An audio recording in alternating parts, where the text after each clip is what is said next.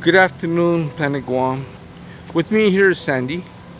I met Sandy like 3 months ago, and briefly I asked him about his situation, how he became homeless, and it's a really sad but interesting story.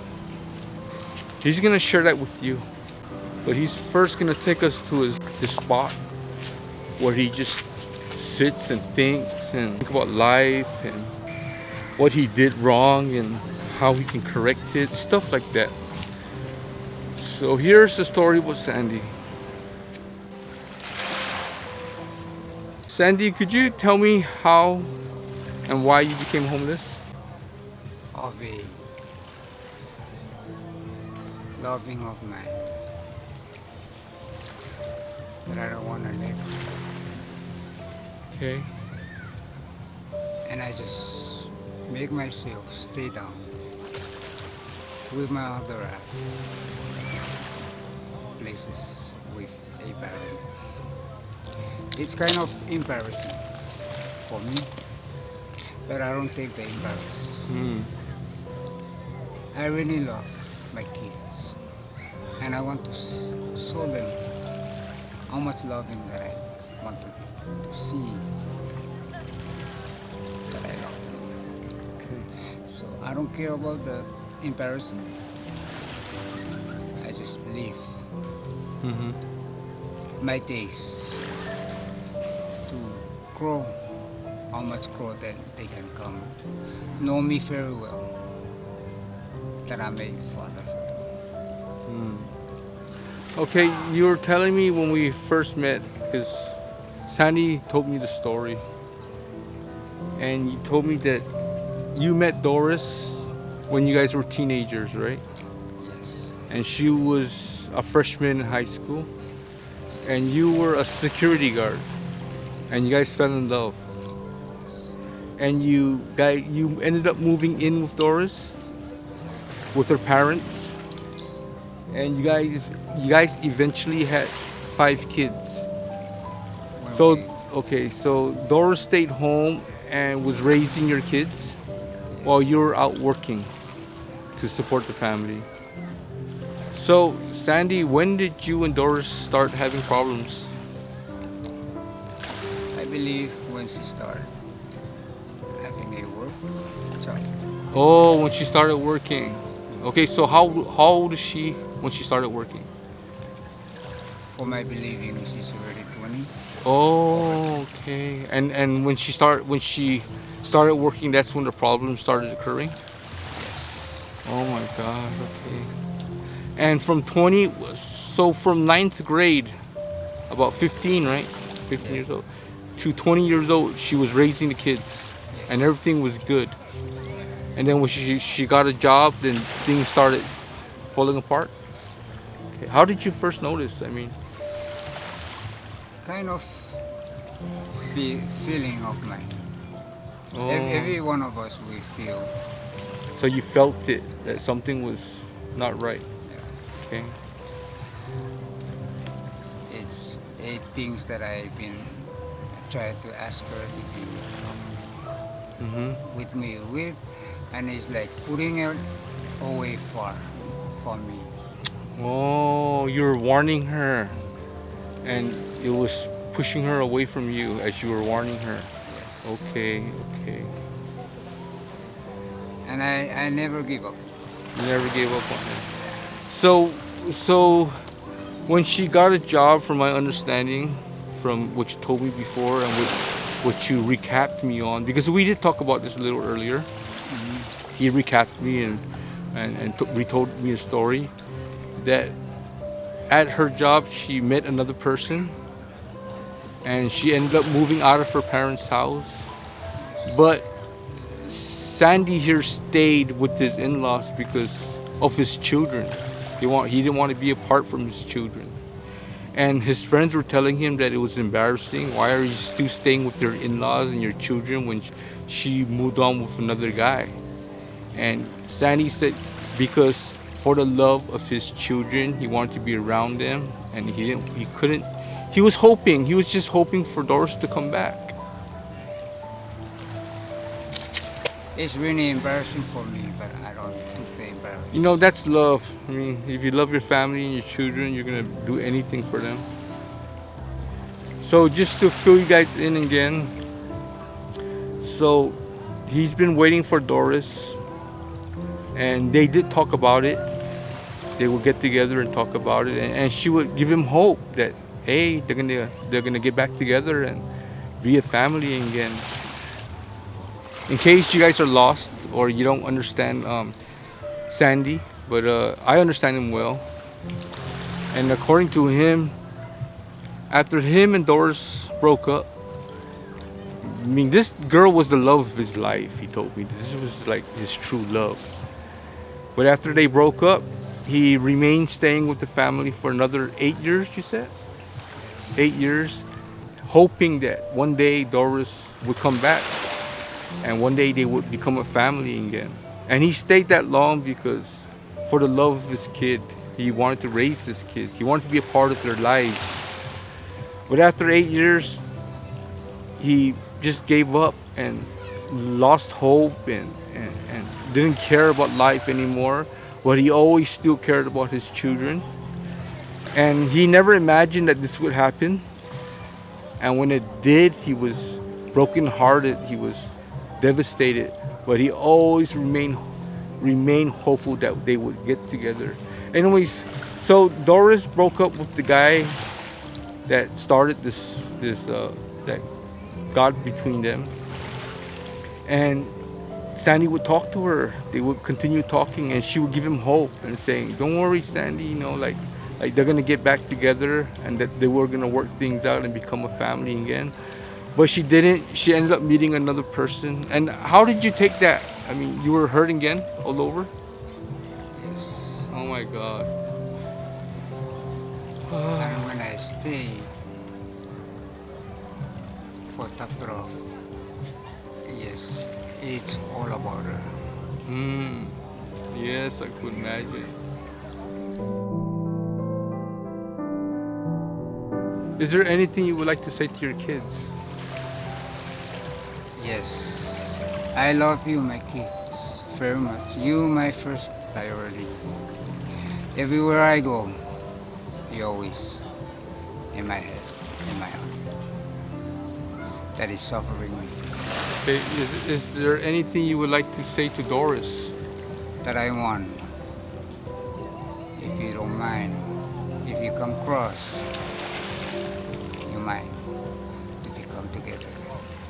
Oh, okay. So Doris, if you're hearing this or if you ever watch this video, Sandy just wants another chance.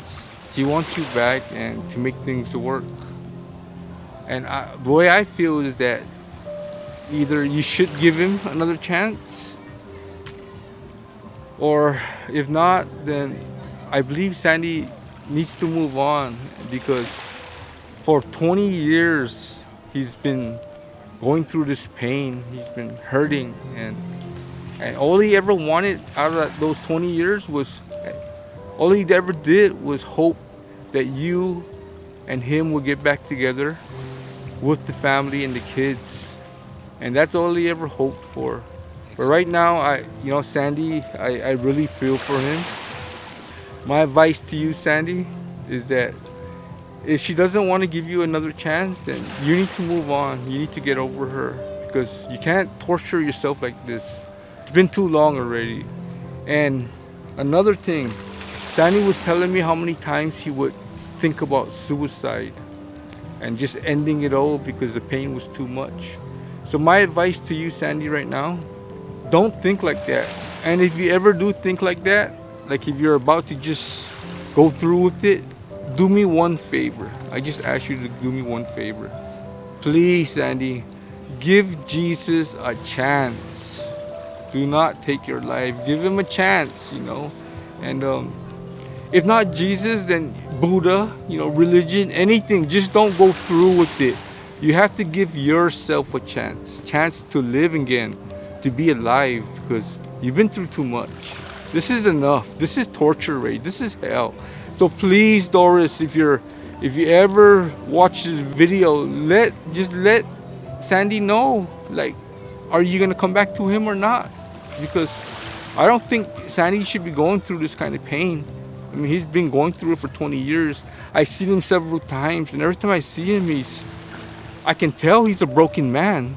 And one way or another, I believe that Sandy needs to be fixed. If not through you, then you know he has to find some kind of outreach, some kind of group, some kind of church or support group that will help him move on. And he needs the support and he needs the love to move on. That's what he needs.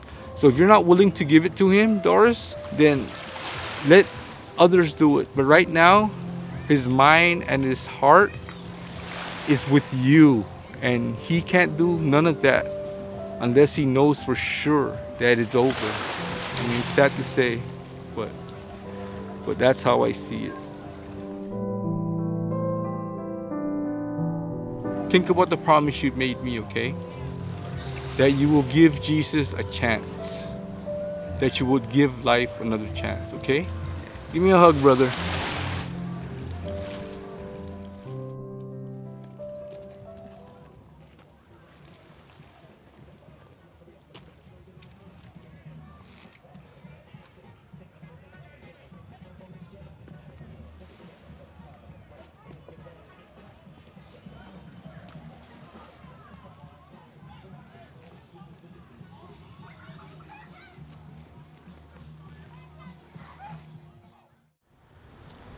So, folks, this is where Sandy stays after being chased out or kicked out from several places. This is where he's at right now. This is where he lives. Is what I'm trying to say. And you know, I don't mind kicking back here. I can't give you the exact location because I don't want to keep being kicked out of this place either. But this is where he's at right now. If anybody, if you guys see Sandy in the road, don't say hi to him. You know, I really want to do more for him. I really do. But this is, I don't have the profession to do that. So if you have a support group out there, or if you know a church that's willing to help Sandy get over this pain of his, this burden that he's been carrying for too long, please leave a comment. Please leave a comment. I'm gonna kick back with Sandy right now. We're just gonna kick back here, and we're gonna talk more, and then we're gonna probably go for a walk down the beach and just spend a little time with Sandy. Okay. Wow, it's really comfortable here. I can like totally fall asleep right on this carport. And you got nice shelter up here. You're not gonna get wet. It's nice and breezy and cool. Is it cool at night here? Yes. Wow, I can feel it right now. It's nice and cool. Nice little spot here. Nice and airy. So folks, I'm gonna break it down to you in case you guys didn't understand or get the story, because Sandy is a soft-spoken person. He's a Micronesian from the island of Chuuk, and I understand them well because I've been around a lot of them, and I have a lot of close friends that are Chuukese. So I'm gonna break this story down for you. So when Sandy and Doris were teenagers, they fell in love. She was in the 9th grade high school, and he was working as a security guard. Sandy ended up moving in with Doris's family, and they had kids. Doris dropped out of high school so she can take care of the kids, while Sandy took 2 jobs. So everything was going fine. They had like 5 kids together. Then one day, Doris wanted to get a job. And when she got a job, Sandy started noticing that her behavior was different, and she further distanced herself from Sandy. So at her job, Doris met another guy and eventually moved in with him, while Sandy stayed at his in-laws' house to raise the kids. Sandy stayed there for 8 long years in hopes that Doris would come back. And his friends were telling him, like, it was embarrassing. Why are you embarrassing yourself staying here with your in-laws when Doris is no longer with you? But he stayed that long because he loved her. That was his true love. That was the love of his life. So after 8 years, he just gave up on life and just gave up on everything. He didn't care no more. He lost all hope. Sandy's been just wandering around the island from place to place. So altogether, 8 years staying with his in-laws and another 12 years roaming around. That is a total of 20 years. He's been enduring this pain and this burden.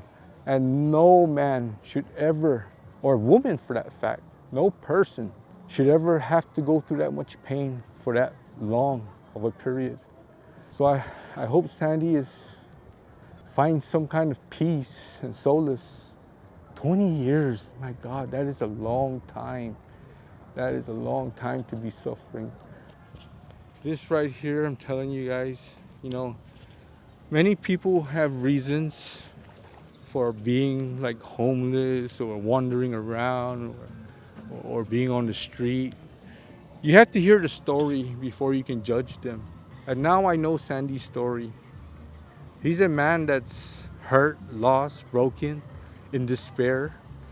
He's a wreck. So this is what he does right now, just wandering around, hoping that Doris would come back and give him another chance. Oh man, I really feel for Sandy. This is Planet Guam signing out. Good night.